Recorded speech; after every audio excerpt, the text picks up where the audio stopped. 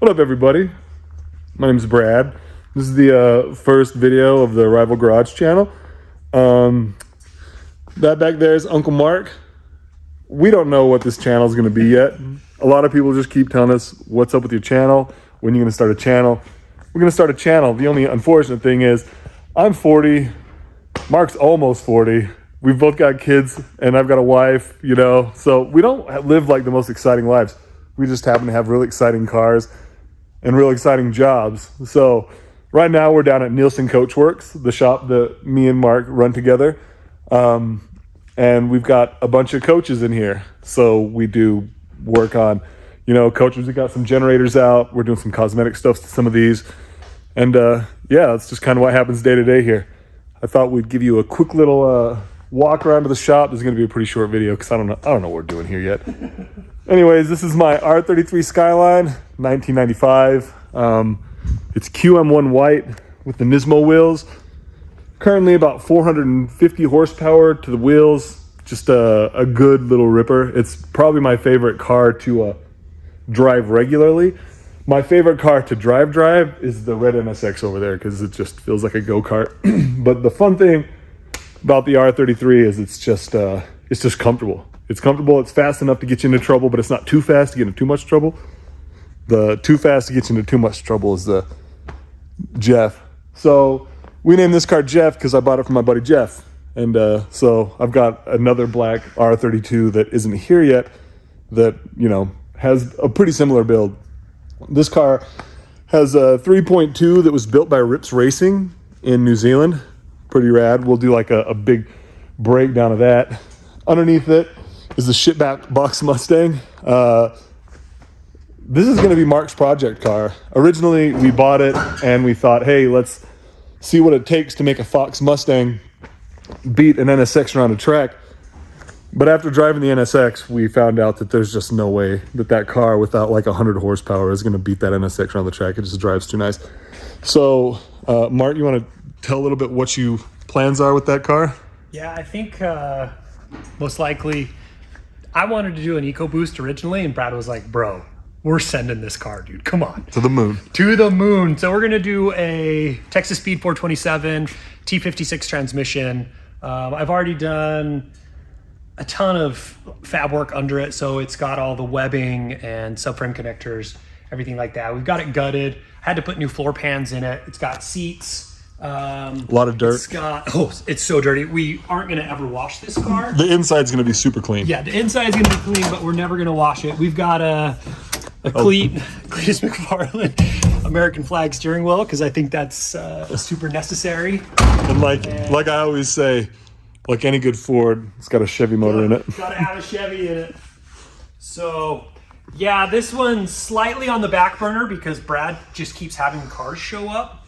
And, I've just got to get a lot of stuff done before we can start rocking on this Fox. And not only that, a Texas Speed 427 and a 6-speed is kind of expensive. And I just keep spending money on other cars. So next to and it used to be a highway patrol car, so that's really cool. Yeah. This is my 1999 federally legal R34 Skyline GTR. It's Midnight Purple 2. Currently, it's sitting at about 700 to the wheels. We're about to turn it down. We like to keep it about 500 where it's safe because it's got the original motor in it. I really don't want to blow it up. But if you haven't, this car was on This Versus That, so, you know, go check that out. I had to turn it up a little bit for that. But we'll do full breakdowns of all the cars that we have here because we're missing a couple. And then next to that is an NSX. And this car, I was talking with Chris from Driver Motorsports, by the way. Driver Motorsports is who I source my JDM cars through just because they're a good, dependable, honest company, and that's really hard to find in the import space. So we were talking about what I'm going to do next, and he goes, let's do an SW20 with a K24 and a turbo. And I was like, yeah, that sounds cool, but if I'm doing a mid-engine car, it's going to be an NSX. So we went on the look for an NSX. We found a bunch of them, but NSXs, they're the first production car, I believe, that came with an all aluminum chassis. And so if they hit a curb too hard, it just bends the chassis, and they're kind of worthless after that. So it's kind of hard to find a really, really good one. And it's kind of sketchy when you buy one overseas if you don't have somebody that can go look at it. Luckily, Driver Motorsports has somebody over there. We were looking at a couple. They sent somebody out, and the guy came back and was like, you don't want these. So that's pretty much it right now. I wanted to keep this video to about 5 minutes. Just kind of do a quick little intro. Got to get something up. I want to start getting content out. I think the plan right now is we're going to try to do 2 videos a week. One is going to be kind of a vlog style where I go out, drive my cars, try to get into a little bit of trouble, not too much because we live in a small town, and when I get into trouble, everybody knows. And the other one is going to be Mark and probably our buddy Sheldon, who's a mechanic, working on cars and working on these buses. If the bands that bring their buses through are cool with being on a YouTube channel, we'll say, hey, this is blah, blah, blah's bus. But in this shop, I can tell you we've had Dana White's bus, we've had Underoath's bus. Oh, wait, not Underoath. We've had Maynard from Tool's bus, Black Dahlia Murder. Who else? Who am I missing? Dude Perfect. Dude Perfect. Yeah, we had Dude Perfect. So we've got some merchandise here that they left us. But yeah, I think like if we get Dude Perfect in here, we'll have to let him rip on the crazy carts. John Party, country singer. John Party, a country singer that I've never heard of. That's no disrespect to you. The only country singer I really listen to is Morgan Wallen. And Hardy. Oh yeah, and that one song by Hardy. I listened to one song by Hardy, the Rednecker song. But I'm really excited for this channel. I've got some pretty good ideas for the summer. We're gonna go do a lot of roll racing at Utah Motorsports Park.